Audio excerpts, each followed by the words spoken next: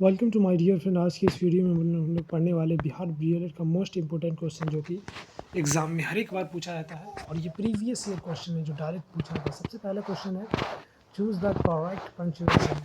तो पहला आंसर देख लेते हैं। पहले क्या दिया हुआ, सारा has a part time job.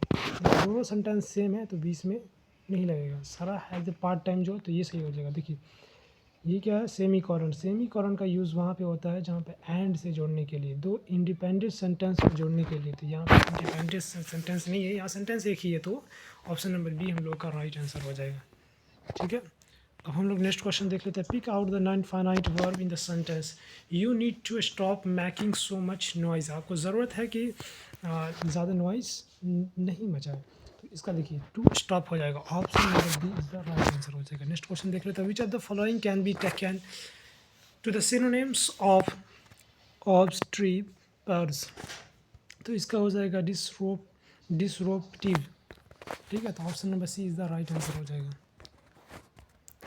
Next question देख लेते हैं। Fill in the blanks with the correct option. All that glitters not gold. देखिए ये क्या हुआ है, ये ऑल जहाँ पे आता है ना तो वो सिंगलर बना देता है। भले ही अनकंटेबल है लेकिन उसको सिंगलर बना देता है। यहाँ पे क्या होगा, सिंगलर वर्ब का यूज़ होगा। तो ऑप्शन नंबर ए इज लगेगा यहाँ पे। All that glitters is not gold. Next question देख लेते हैं। There are four. अब हम लोग नेक्स्ट क्वेश्चन देख लेते हैं। There are four option for the question given below. Out of the four given alternative select the alternative which best express the meaning of the idiom phrase. तो medium idiom phrase पूछ रहा है, तो Mac docs and डार्केज। इसका idiom phrase पूछ रहा है to get angry to waste, मतलब किसी भी चीज़ को वेस्ट होना। तो ये क्या कहलाता है, मैक डॉग्स एंड डार्केज ऑफ हो जाएगा। तो ये हो जाएगा option number B is the right answer हो जाएगा। नेक्स्ट क्वेश्चन देख लेते हैं हम लोग। Fill in the blanks with the correct option. I was born. देखिए जब कोई तारीख दिया हो ना, 9th हो गया या 9th हो गया या 7th हो गया, जब कोई तारीख दिया हुआ है ना तो वहाँ पे ऑन का यूज़ होगा। क्या यूज़ होगा, ऑन का यूज़ होगा। और जब तारीख नहीं, महीना दिया हुआ, जून दिया हुआ या फरवरी दिया हुआ या मार्च, तो वहाँ पे इन का यूज़ होगा। ठीक है, और जब टाइम दिया और टाइम इंडिकेट करे जैसे 9 PM 10 PM, तो वहाँ पे एट का यूज़ होगा। तो ऑप्शन नंबर यहाँ पे सी हो जाएगा। ठीक है, तो ये आप याद रखिएगा। I was born on June 9th 1975। Next question देख लेते हैं। Select second language learning should follow the principle of selection and graduation. मतलब सबसे पहले आप नई लैंग्वेज सीखते हैं तो उस वर्ड को याद करें, उस वर्ड को सीखें जो बहुत ज़्यादा यूज़ होता है बोलचाल में या लिखने में, तो उसको सीखें, तब आप लैंग्वेज को जल्दी सीख सकते हैं। तो इसका राइट आंसर हो जाएगा option number A is the right answer हो जाएगा। अब हम लोग नेक्स्ट क्वेश्चन देख लेते हैं। Identify the correct sentence. I hope you will be excuse me left early. I hope you will be excuse me का मतलब होता है माफ़ कीजिएगा। I hope you will be excuse me leave early. I hope you will be excuse my life early. I hope you will be excuse my leaving early. तो इसका right answer हो जाएगा ऑप्शन नंबर डी हो जाएगा। Next question देख लेते हैं। Choose the most appropriate meaning. The idiom phrase given below from the alternative option.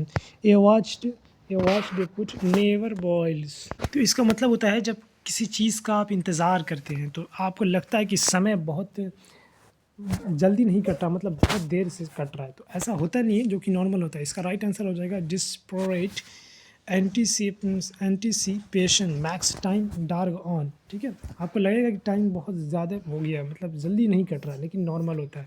तो इसका राइट आंसर हो जाएगा ऑप्शन नंबर डी हो जाएगा। नेक्स्ट क्वेश्चन देख लेते हैं। When the phone started ringing, this is the short of the situation that I find really annoying, although it does not really bother me. देखिए यहाँ पे हो जाएगा hardly had I got in the house।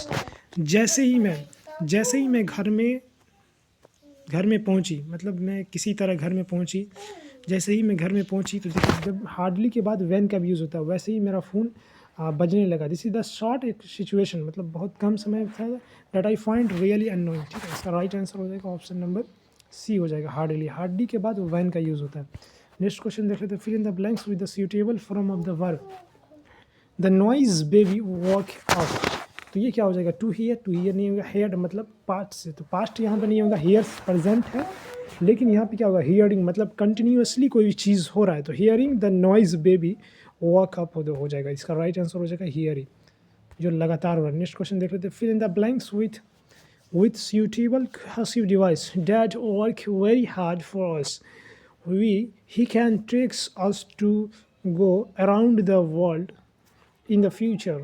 ठीक है, तो इसका हो जाएगा सो डैट, इसीलिए क्योंकि मेरे डैड जो है बहुत हार्ड वर्क कर रहे हैं, तो इसीलिए हम फ्यूचर में कहीं बाहर घूमने जा सकते हैं। तो इसका राइट आंसर हो जाएगा option number A, so that हो जाएगा। नेक्स्ट क्वेश्चन देख लेते हैं हम लोग, select the alternative which best explain the meaning of the idiom phrase. Idiom phrase पूरा कैरी आउट पूछ रहा है, to put something in action. तो कैरी आउट का यही होता है कि मतलब कोई भी चीज़ एक्शन में है, ठीक है, एक्शन करना। टू कैरी समथिंग हैवी, तो ये नहीं होगा, ये सब शाब्दिक अर्थ होगा इसका, टू इंकरेज समवन टू देना मतलब छोड़ देना, ठीक है, टाल देना, तो इसका हो जाएगा to put something in action हो जाएगा। नेक्स्ट क्वेश्चन देखते हैं, identify the passive voice of the given sentence. My teacher loves me, मेरे टीचर जो है वो हमसे लव्स करते हैं, इसका हमसे पूछ रहा है, एक्टिव में दिया हुआ, पैसिव पूछ रहा है, ठीक है। एक्टिव में मतलब समझ गया ना, तो देखिए ये मी ऑब्जेक्ट जो होता है वो सब्जेक्ट में आता है, तो मी हो जाएगा आई आएगा ना, आई के साथ क्या लगता है, एम लगता है, देखिए यहाँ पे एम है और दूसरे में आवाज़ है, विल है, एम है, तो एम के साथ यहाँ बी में आएंगे, तो एक ही क्वेश्चन मेरा सही होगा, ऑप्शन नंबर ए, ठीक है। अब नेक्स्ट क्वेश्चन हम देख लेते हैं, complete the sentence using the appropriate option. By the next month we shall have, देखिए यहाँ पे फ्यूचर टेंस का यूज़ किया गया, ठीक है, तो यहाँ पे हैव लगेगा यहाँ पे, क्योंकि फ्यूचर टेंस में हमेशा विल और हैव लगता है, वी और शैल होता ही है, तो आप समझ सकते हैं यहाँ पे we by the next month we shall have completed the projected, okay. Next question, ये इसका राइट आंसर हो जाएगा option number D. Next question देखते हैं, pick out the non finite verb in the given sentence, we must prevent their coming. तो क्या हो जाएगा यहाँ पे, आप ज़्यादातर जो होता है वो वर्ब फॉर ही होता है, तो यहाँ पे कमिंग हो जाएगा राइट आंसर। तो हम लोग का नेक्स्ट क्वेश्चन है, in a text in tag the symbol stand. ये जो है ये सिंबल किस चीज़ को स्टैंड करता है, ये आपको मालूम होना चाहिए। ये जो है सेमी कॉलन है, तो यह क्या हो जाए, नहीं सेमी कॉलन नहीं, ये एक्सक्लामेशन है, ठीक है, साइन ऑफ एक्सक्लामेशन जो स्ट्रॉन्ग फीलिंग को डिनोट करता है, तो इसका राइट आंसर हो जाएगा option number note the exclamation, option number C. Next question देख लेते हैं, fill in the blanks with the suitable option. I will not invite Ravi to the study group discuss because he talks too much. वो बहुत ज़्यादा बोलता है, इसलिए मैं स्टडी टेबल पे उन्हें नहीं बुलाता हूँ।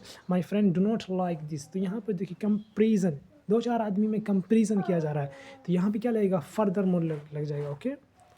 तो राइट आंसर हो जाएगा further more is the right answer. Next question हम लोग देख लेते हैं, identify the tense used in the sentence, Mike has purchased a new laptop। देखिए has have और verb to आया हुआ, तो ये किस में लगेगा, ये प्रेजेंट परफेक्ट में लगता है, ठीक है, तो option number A is the right answer हो जाएगा। नेक्स्ट क्वेश्चन देख लेते हैं, select the alternative which best express the meaning of the idiom phrase. Go down का मतलब किसी भी चीज़ का जो कीमत हुआ, किसी भी चीज़ का जो कीमत है वो घट जाता है, तो क्या होगा, टू बी रिड्यूस। जैसे आलू पहले 20 रुपये क्या था, तो 10 रुपये हो गया, तो टू बी रिड्यूस, किसी भी चीज़ से कीमत घट जाना, ठीक है। देखिए अब हम लोग का नेक्स्ट क्वेश्चन है जो मैथ है, हम लोग हिंदी इंग्लिश खत्म कर चुके हैं, हम लोग मैथ। बहुपद ax² प्लस x प्लस सी का आरेख किस प्रकार होगा, तो ये उनका परवलयाकार हो जाएगा, ऑप्शन नंबर सी हो जाएगा। नेक्स्ट क्वेश्चन देख लेते हैं हम लोग, किसी वृत्त की त्रिज्या 30% कम करने पर उसका क्षेत्रफल कितना कम हो जाएगा। तो देखिए इसका निकालने का सिंपल तरीका है, जो सक्सेसिव टाइप से निकाला जाता है, ठीक है। 30% बोला कम करने के लिए 30 प्लस 30 हो जाएगा माइनस 30 इंटू 30 माइनस 30 इंटू 30 होगा बट्टे में 100, ये 2 0 से 2 0 कट जाएगा ना, 3 3 से कितना होगा 9 हो जाता है, और 30 प्लस 60 माइनस 9, तो कितना हो जाएगा 51, इसका राइट आंसर हो जाएगा। अब देखिए 51% है नहीं है, तो इसका राइट आंसर हो जाएगा option number D is the right answer, ठीक है। और हम लोग नेक्स्ट क्वेश्चन देते हैं, यदि एक पुस्तक में 417 पृष्ठ है तो पृष्ठों को संख्यायिक करने के लिए कितने अंकों का उपयोग किया जाएगा, तो ये हो जाएगा 1143। देखिए अगला क्वेश्चन देख लेते हैं, वितरण 64 60 इतना इतना इतना का बहुलक 43 है तो x प्लस 3 क्या होगा। देखिए बहुलक क्या होगा, बहुलक का मतलब होता है मोड, मतलब रिपीटेड, बहुत ज़्यादा जो रिपीट किया था उसको बहुलक कहते हैं। ये 43 क्या आ गया, x की जगह पे आ जाएगा यहाँ पे, क्योंकि बहुलक यही है ना, तो ये x की जगह पे आ जाएगा 43 और प्लस 3 क्या हो जाएगा 36 हो जाएगा, 46 हो जाएगा। Next right answer. Next question देख लीजिए, यदि ए का संपूरक कोण बी हो तो देखिए कोण ए प्लस कोण बी क्या हो जाएगा, दोनों संपूरक है तो इसका हो जाएगा ऑप्शन नंबर बी 180 डिग्री हो जाएगा। नेक्स्ट क्वेश्चन देख लेते हैं अब हम लोग। तो हम लोग का नेक्स्ट क्वेश्चन है, 1,000 रुपये का 30% की छूट और 15% और 15% की दो कार्मिक छूटों में अंतर क्या आएगा। देखिए अंतर जो इसका आएगा ना 22.5% आ जाएगा। नेक्स्ट क्वेश्चन देख लेते हैं हम लोग। ABCD एक समचतुर्भुज। देखिए भाई हम लोग का नेक्स्ट क्वेश्चन है, ABCD एक समचतुर्भुज है जिसमें त्रिभुज ABC 40 डिग्री है, तो त्रिभुज ADB कितना होगा। देखिए 40 और प्लस 50 कितना होगा 90 डिग्री, तो हमको 90 डिग्री चाहिए तो ये मिल जाएगा। ठीक है 40 50 90 degree, option number C is the right answer हो जाएगा। नेक्स्ट क्वेश्चन देखिए, यदि कोई घटना घटित नहीं हो सकती तो उसकी प्रायिकता क्या थी। कि यदि कोई घटना घटित नहीं हो सकती है तो उसकी प्रायिकता 0। किसी भी घटना की घटने की प्रायिकता माइनस में नहीं हो सकता, 0 नहीं हो सकता। अगर 0 है तो घटना नहीं घटेगी। ठीक है, तो option number D is the right answer. Next question देख लेते हैं, यदि एक शंकु को उसके आधार के समानांतर एक समतल द्वारा दो भागों में काटा जाए तो शंकु के शीर्ष भाग का आकार कैसा होगा। देखिए एक शंकु है, इस तरह से बनाया जाता है शंकु को। अगर आप उसको 20 से काटिएगा तो ऊपर भी शंकु बनेगा, नीचे भी शंकु, there is same. Okay, you know that. तो option number is C is the right answer. Next question, यदि x plus 3 x plus 6 x minus 9 तथा x प्लस 15 का मध्य चयन हो तो x का वैल्यू क्या होगा। देखिए x का वैल्यू यहाँ पे सबसे पहले, देखिए आप सबसे पहले माध्य आपको निकालना होगा। देखिए यहाँ पे प्लस 6 है,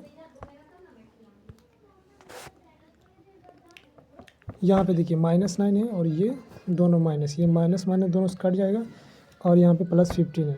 okay, total numbers of terms हो गया 5 और x 5 हो जाएगा और ये हो जाएगा 15 बराबर 10। ये 10 को जब इसे मल्टीप्लाई कीजिएगा तो ये हो जाएगा 15 और ये यहाँ हो जाएगा x प्लस 15 और जब ये प्लस उधर जाएगा तो ये हो जाएगा माइनस, ये जो हो जाएगा 35 x प्लस 5 है तो ये गुना में है तो इधर चला जाएगा, ये गुना में इधर जाएगा तो डिवाइड में हो जाएगा, ये हो जाएगा 5 5 7 जा 35। ये option number 7 is the right answer हो जाएगा बी। अब अगला क्वेश्चन देख लेते हैं, निम्नलिखित कथनों में से किसमें संख्या 3 का प्रयोग क्रम सूचक भाव में हुआ है। मैं इस इमारत की तीसरी मंजिल पर हूँ। देखिए इसमें क्रम सूचक का यूज़ किया गया, पहली मंजिल, दूसरी मंजिल और तीसरी मंजिल। मैं इस घर में 3 कमरे हैं, तो घर में 3 कमरे, देयर इज़ नॉर्मल कंडीशन। प्रत्येक समूह में 3 टीम है, ये भी नॉर्मल कंडीशन है। एक डिब्बे में 3 पेंसिलों की समूह है, तो इसका राइट आंसर हो जाएगा ऑप्शन नंबर ए। नेक्स्ट क्वेश्चन देखते हैं, 1 मिलीमीटर बराबर होता है, तो हम लोग का राइट आंसर हो जाएगा 0.1। तो इसका राइट आंसर हो जाएगा option number B is the right answer. Next question है, निम्नलिखित में से कौन रचनात्मक आकलन का उद्देश्य नहीं है। कि बच्चे की भ्रांतियों के बारे में जानना, ज्ञान के निर्माण में बच्चे की समझ को आंकना, पिछली अवधारणा पर आधारित नई अवधारणा को प्रस्तुत करना, तो ये गलत, ये हो जाएगा, उद्देश्य नहीं है, तो ये option number C is the right answer हो जाएगा। नेक्स्ट क्वेश्चन देख लेते हैं, यदि TP और TQ केंद्र O वाले वृत्त की दो स्पर्श रेखाएं हैं जिनमें त्रिभुज POQ बराबर 110 डिग्री है तो त्रिभुज PTQ कितना डिग्री होगा। देखिए ये एक वृत्त है, ये एक वृत्त हो गया, यहाँ से दो स्पर्श रेखा ये P बिंदु हो गया, इधर का कौन बन रहा है 110 डिग्री और इधर का बन जाएगा 110, ये 110, ये हो जाएगा 70 डिग्री हो जाएगा। Option number B is the right answer हो जाएगा। नेक्स्ट क्वेश्चन है, एक वृत्त की परिधि 15 सेंटीमीटर और 8 सेंटीमीटर त्रिज्या वाले दो वृत्तों की परिधियों की योग के बराबर होगा तो उस वृत्त की त्रिज्या क्या हो जाएगी। देखिए इसका हो जाएगा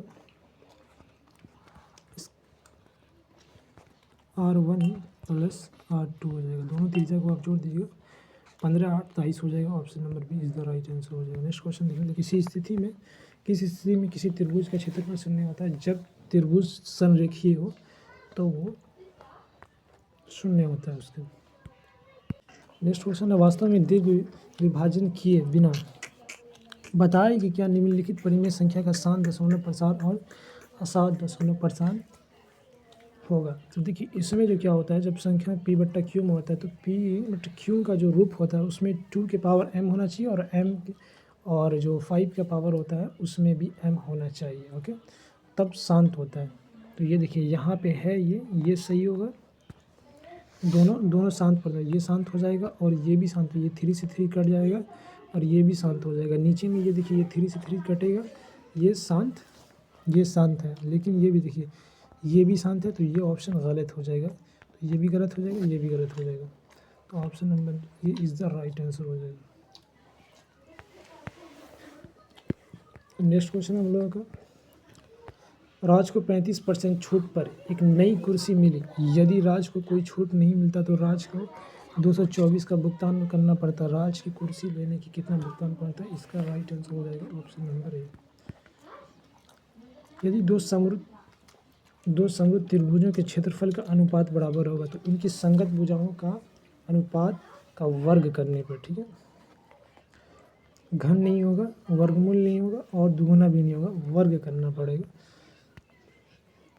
नेक्स्ट क्वेश्चन है हम लोग का, निम्न वितरण में माध्यिका वर्ग की उच्च सीमा तथा बहुलक वर्ग की निम्न सीमा का अंतर क्या होगा? देखिए आप माध्यिका वर्ग की उच्च सीमा और बहुलक वर्ग की निम्न सीमा को जब आप घटाइएगा तो आपका राइट आंसर 20 आएगा। नेक्स्ट क्वेश्चन देखने का,